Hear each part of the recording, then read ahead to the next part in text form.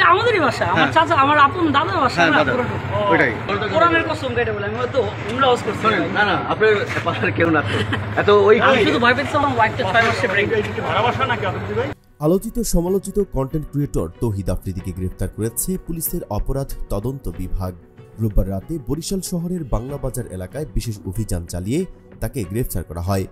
গ্রেফতারের পর সামাজিক যোগাযোগ মাধ্যমে একটি ভিডিও ছড়িয়ে পড়ে। সেখানে তৌহিদ আফ্রিদিকে বলতে শোনা যায়, আমি শুধু ভয় পাইতেছি আমার স্ত্রীটা 6 মাসের প্রেগন্যান্ট। এ সময় কেউ একজন তাকে জিজ্ঞেস করেন এটি ভাড়া বাসা কিনা। জবাবে আফ্রিদি জানান এটি তার দাদার বাড়ি এবং তার বাবা গ্রেফতার হওয়ার পর দাদার কবর জিয়ারত করতে এসেছেন। ভিডিওতে আরও দেখা যায় আফ্রিদি সবাইকে আশ্বস্ত করে বলেন তিনি পালিয়ে যাবেন না। তিনি বলেন, কোরআনের কসম আমি পালাবো না, আমি ওমরাহ করে এসেছি, আমি কেমন ছেলে তা সবাই জানে। পরবর্তীতে গাড়িতে ওঠার সময় তিনি প্রশ্ন করেন আমরা ডিবিতে যাচ্ছি না।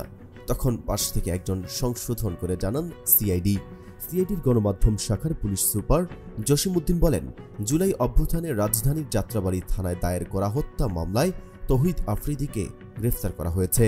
বরিশাল কোতোয়ালি মডেল থানার ভারপ্রাপ্ত কর্মকর্তা মিজানুর রহমান জানান, ঢাকার মামলায় সিআইডির একটি দল অভিযান চালায়। অভিযানে কোতোয়ালি থানা পুলিশ সহযোগিতা করলেও মামলার বিস্তারিত তাদের জানা নেই। গ্রেফতারের পর রাতেই আফ্রিদিকে ঢাকার উদ্দেশ্যে নিয়ে যাওয়া হয়। জানা গেছে রাজধানীর যাত্রাবাড়ি থানায় গত বছরের 1 সেপ্টেম্বর মোহাম্মদ জয়নাল আবেদিন নামে এক ব্যক্তি হত্যা মামলা দায়ের করেন।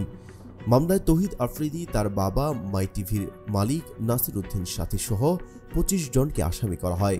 সেখানে তৌহিদ আফ্রিদির নাম এজাহার নামেও 11 নম্বর আসামি হিসেবে উল্লেখ করা হয়। এর আগে গত 17 আগস্ট রাজধানীর গুলশান থেকে আফ্রিদির বাবা নাসির উদ্দিন সাথীকে গ্রেফতার করা হয়। যাত্রাবাড়ি থানার আসাদুল হক বাবু হত্যা মামলায় তাকে গ্রেফতার দেখানো হয়। পরে 18 September Dhaka metropolitan magistrate Ziauddin আহমেদের আদালত তার 5 দিনের রিমান্ড মঞ্জুর করেন।